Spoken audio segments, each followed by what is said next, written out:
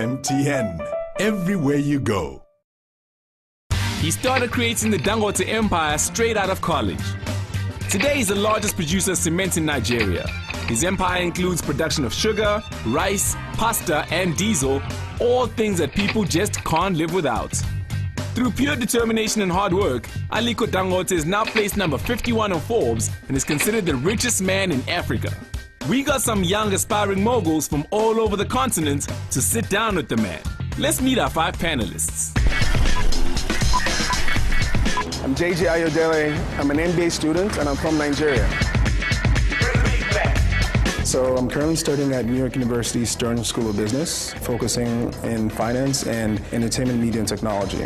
The plan when I'm done studying is to work for a major media and entertainment company that is focused in emerging markets, particularly Africa, because it really is close to my heart for obvious reasons, and I think that the media and entertainment industry as a whole is at a very interesting point in Africa, and I would like to be part of that growth. My name is Yomi Black. I'm a photographer, and I'm from the city of excellence, Lagos, Nigeria, popularly known as Las Gidi. I was born and bred in Lagos. I'm part of the Lagos hustle. Every average Lagosian has 2 or 3 jobs. So I'm a photographer. I run a discount service called YPM. I also shoot and edit videos. I always dreamed of employing 50,000 people. I feel like if I can pay 50,000 salaries, yeah, I can rest well in my grave. Hi, my name is Farai Chipungu. I'm a student and I'm from Harare, Zimbabwe. I left Zimbabwe originally as an exchange student to go to Australia for 1 year, and that ended up being about 14 years. I lived in Australia, I lived in South Africa for a couple of years, in England, and now in the States. And it's good to be able to sort of blend your African roots with lessons that you learn along the way in lots of other countries. My name is Jerilyn Molva. I'm an artist, and I'm from Liberia. When the war started in Liberia, I was about 7 years old, and I was sold by a friend of my mother's. She sold me to a rebel guy somewhere in Kakata, who later on took me to his parents in Seklipie, that's in Nimba County. And that's how I actually discovered that I could really sing, because I joined the church choir. They took really good care of me. They made sure I went to church. In fact, that was the biggest thing for me. I strongly believe that everything in my life has been like a journey for me to where I am today. Because if I wasn't sold, probably I wouldn't really take it seriously that I could really sing. You know, it had its own negative experience and effects on my life, but hey, it's like a testimony for me.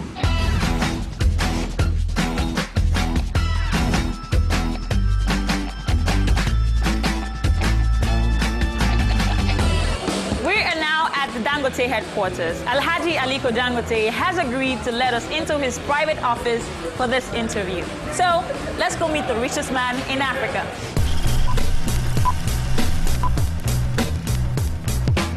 I want to meet Dangote because he is the most successful businessman in Africa. Why wouldn't I want to meet Dangote? Come on, he's the richest man in Africa. That makes a lot of difference. I mean, it's certainly exciting to meet him, just given the level of success that he has, and also to mention the fact that he is the richest man in Africa. I mean, that in itself is a huge novelty and reason why I'd like to meet someone of that stature. I'd like to find out how he's done it, how he's created this wealth, and how it is that he manages to stay on top. He's just a great man. I'd love to meet him. He is Nigeria's very own Donald Trump. He has been listed as number 51 on Forbes' list of the richest people in the world. The News of Africa tags him as one of the 100 most influential Africans. Ladies and gentlemen, join me in welcoming Alhaji Dangote. Thank you very much, sir, for your time. Thank you very much. I'd like to start from the very beginning. Say when you were about a teenager. What kind of kid were you? Were you really into your books all the time, or were you that guy who used to hang out and go to parties?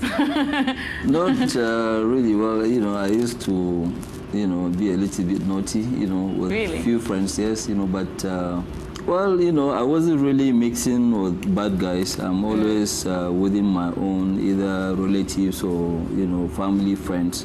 So we all knew ourselves, and, you know, I tried to be very, because my grandfather used to be a very strict person, so I always try to make sure that I don't cross the bounds, you know.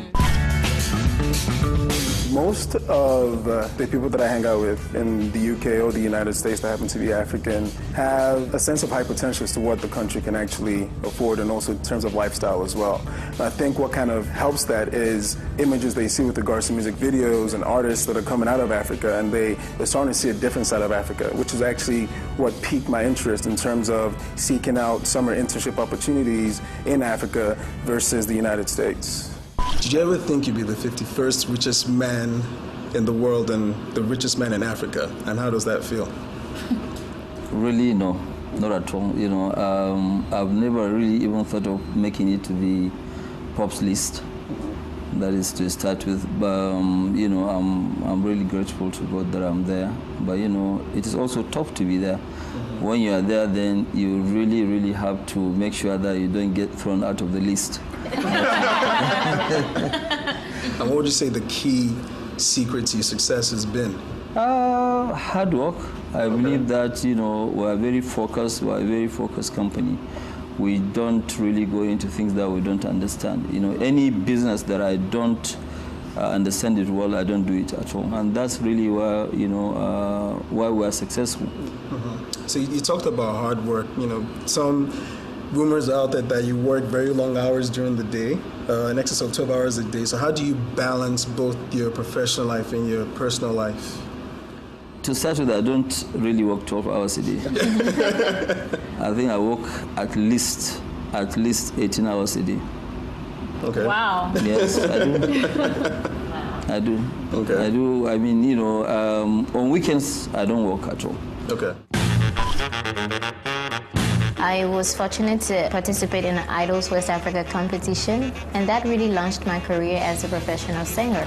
I have 2 singles out at the moment. My career is taking off, and I'm really excited about it. You know, it's something that I've waited for so long. For me, it's about pushing the limits. Like, if somebody say, look, you can't do this, I want to prove a point that even if I can do all of it, I know I can do something towards it. I'm an artist, I'm a singer, and music is what drives me. So when you have a hectic work schedule, what kind do you listen to music? What kind of music do you listen to inspire you? It depends, you know, it depends on my mood, really. Sometimes I like to go out there and listen to local music. I don't know whether you know what it's called, King Soniade. Oh, yeah.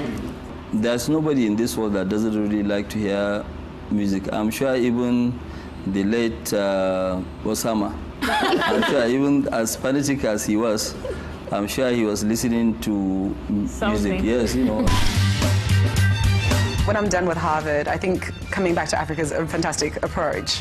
I don't know if I'll come straight back to Zimbabwe because that's somewhere that I already have roots. And I think the future of Africa is Pan-African. So I'd like to try out a few other countries before I head home. I'm coming home because Africa is the future, and I feel like I have a lot to offer. And places like Australia, England, the US, they've got talent there, but Africa needs people to come home so that we can grow this continent. I'm wondering if you can run through some of the key factors that make Africa one of the best places to succeed in business, and maybe some of the things that make it also the hardest place to succeed in business. Well, Africa, you know, the thing is that most of what you hear about Africa, you know, some of them are actually just hearsay. It's just perception of people that some of them, they are too lazy to find out whether Africa is really good or bad. They must have heard from somebody saying that, look, Africa is not a good place to do business, it's tough. But things have actually changed, and we're the only continent that's really been growing at about 5% of GDP. You know, so the area where you need to go in and invest and make money definitely is, you know, Africa. So coming from where you were as a young man starting off business and seeing the youth of today, what do you think is the difference between when you started out then and where we as young people are now? Well, the problem with some of our younger generation today, they just want to jump and see themselves up there, you know, overnight. It doesn't really happen. What you need to do is to be very, very focused as a person and be dedicated to whatever that you are doing. It is not really good for you to now go and try something, then after a month you just say, no, it doesn't work. You jump into something else. I think you need to be very, very focused in what you are doing. Once you believe in what you are doing, you see, you should not take your either business or job as something that you must do. Okay, you must take it as it's part of your hobby. If it's part of your hobby, then you do it better. The reality in Nigeria is, you have two major classes. There's the upper class and there's the lower class. There's the middle class, but the population of the middle class is really, really small. And every economy needs a vibrant, strong middle class because that way they can service the rich and employ the poor. But for Nigeria, it's not really that way. So many Nigerians live under the breadline. So sad. So sad. In Nigeria, it's assumed that there are just two different classes, just the rich and then the poor. Now, is this because of privatization or corruption, or why is this? And if this is, what can the government or people like you do to build that middle class? In Nigeria, I think, yes, corruption maybe was actually part of it for not creating that middle class. But if you look at it, power alone can create a lot of middle class in Nigeria. Power, by us just having power. So if the government fixes power in the next 1 or 2 years, you see quite a lot of people coming from the poor segment to that middle class segment. There was a study by, I don't know whether it was Goldman Sachs, by one of the firms, saying that if Nigeria can have one additional hour of power, our GDP will grow to 9%.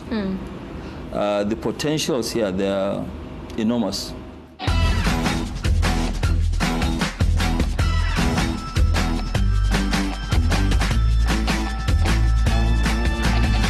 MTN, everywhere you go. Through pure determination and hard work, Nigerian entrepreneur Aliko Dangote is now placed number 51 on Forbes and hailed as the richest man in Africa. We gathered 5 young entrepreneurs from all over Africa to come through and get some insights from the man himself. I think young Africans are hungry for success. They are working very hard to make sure that life is better. The African youth's energy toward business is very strong. I think that the entrepreneurial spirit is at a very high pitch. My personal belief, I believe that more people should come out of school and create jobs rather than looking for jobs. I think the job market has dried up and people are becoming a lot more entrepreneurial. So I think that Africans are taking a very Pan-African approach to business. What advice would you give young people who come out of university in Nigeria, the job opportunities are limited? What next for a young man that comes out of school? It's true, there are very few people that are offering jobs. But Nigeria too at the same time is a country of where people always want to be their own bosses. So, and that's what I keep saying. If there's enough power today, you see 60% of young graduates, they are very, very creative. They can go and do their own business. And, they can come out of it even much, much better than working for somebody. I started my own record label. It's called Miss Dynamite Entertainment. People be wondering why Miss Dynamite is because for me, I'm a dynamite. I was dubbed the dynamite on Idols West Africa by one of the judges, and they said, oh, dynamite comes in small packages. I'm a young woman myself, trying to do something with my career, my voice, my talent, and I want to help other young female artists who don't have that platform to show the world that each and every individual, these women are gifted, and bring out the dynamite in each and every one of them. Now, to run a billion-dollar corporation such as yours, Dangote Group, one has to have a very good leadership skill. So can you give us any advice as to how to be a good leader? Well, how to be a good leader, you have to be a very good listener. You have to listen to people. You have to also listen to quite a lot of advice.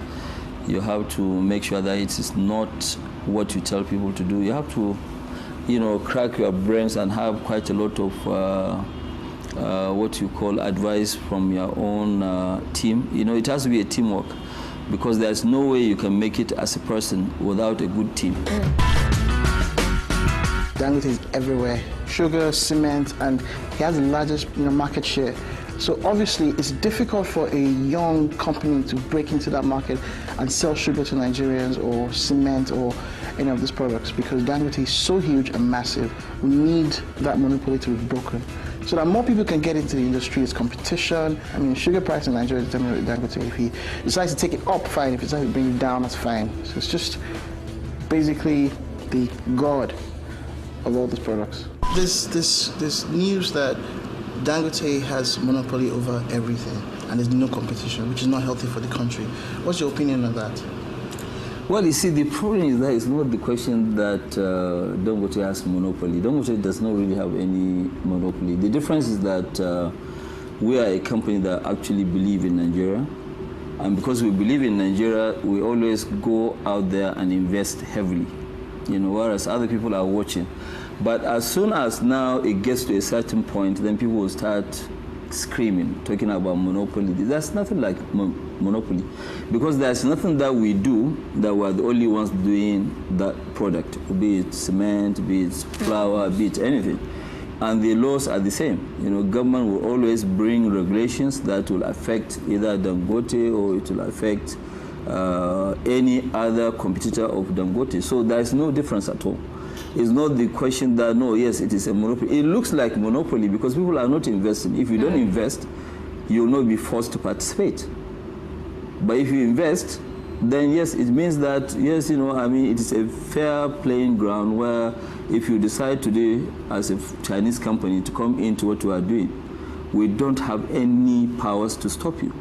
So there's no monopoly at all. But it's just the sheer size of the company that people believe that, yes, it is a monopoly. Once you hear Dangote say, you know, nobody really gets into that kind of business. But it's not so, really. There's nothing like that at all. I'm doing a Master's in Public Administration at the Harvard Kennedy School of Government. Currently, I'm interning with the Tony Elumelu Foundation here in Lagos, in Nigeria. They do a lot of work in the sort of private enterprise area. So they're looking at sort of funding entrepreneurship in Africa, and they sort of see entrepreneurship as the way forward, which is very much in line with my interests. So if I want to be the next Dangote of Africa, what advice would you give me? What do I need to do to become you? That's a very, very tough one. You know, maybe I might have to charge you. Businessman. Lesson number one. No, I mean, to be serious, if you want to be the next Dangote, is that you have to have a very big heart. You have to take quite a lot of risk, calculated risk. First of all, you have to make sure that you're honest. You must make sure that you don't destroy the name, you know, because your name is very important. That's the most valuable asset that you have going forward. Because if you don't have a good name, even the banks, doesn't matter how big you are, they're not going to touch you. True. At all. So you must make sure that you have a very, very good name. And number three, you have to make sure that you say that, look, nothing is impossible. Once you say that, yes, nothing is impossible, it means that you can actually achieve that target. Dangote, you need a bit of luck, but hard work is key.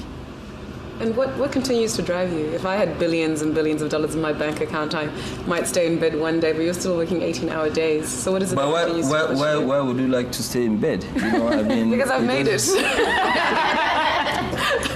You know, money is something that is really very funny. You can have it today, and you might not be there tomorrow. Sure. So you must keep this thing. You have to have quite a lot of respect for it. You just don't spend it anyhow. I don't really spend my money anyhow. What's the most expensive thing you've ever bought? The most expensive toy I've ever bought was my was my aircraft. Okay. You know, yes. You know, I bought you know, one that cost me about $50 million. Okay. Yeah. Yes, you know, but that's it's an expensive toy. That's what you would call it, toy. Just to wrap up, what do you think young people can practically do to create change? And I'm talking about a young Ghanaian boy sitting there watching this on television from his sitting room. And after watching the show, what's the next practical step he can take to create change? Well, the most practical thing is for him to know that, yes, once there's life, there's hope. And he himself, he can make it to the top. You look at a lot of people and say, okay, fine, look, as a young, in fact, you guys, you even have a better future than us because you are well educated. Not only that, you know, I mean, you know, today you are talking of IT teenagers, where things are much easy. When, we were growing up, there was even no mobile phones at all. But right now you have Facebook, you have Twitter, everything is there at your fingertips. What we need is that most of you guys, when you finish your studies, you should come back home and also contribute to your quota. Because if you don't really come, then it will put us at a greater disadvantage. Yeah. So you have to come back home and also contribute to your own quota. That's what will only change Africa. If you keep staying out there, then Africa will never change at all. Meeting Dangote was inspirational, and I think the one takeaway that I take from the interview was that nothing is impossible. And if a man who's that rich and that accomplished can say nothing is impossible, then what's to stop me? All right, see that. His advice is very simple. You can really be whatever you want to be. You just have to work hard at it. Determination. Aim really high. Less sleep. And, pray for a bit of luck. I definitely learned today that I always have to believe in myself. I have to believe in my dreams, my visions, my goals, and always believe that there's a possibility in everything. MTN, everywhere you go.